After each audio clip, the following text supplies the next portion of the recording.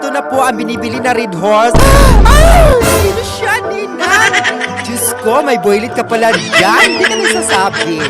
Ayan. Ano yan, Ninang? Nagbibilang ka ng pera. Diyos ko, baba ko muna itong Red Horse. Santissima. May pera ka pala dyan. Ako pa, pinagbili mo ng Red Horse. Santissima ka talaga, Ninang. Ayan. Makakain na nga ng chichirya. Aba, panoorin ko na lang kayo, Ninang. Go, go, go, Ninang, go!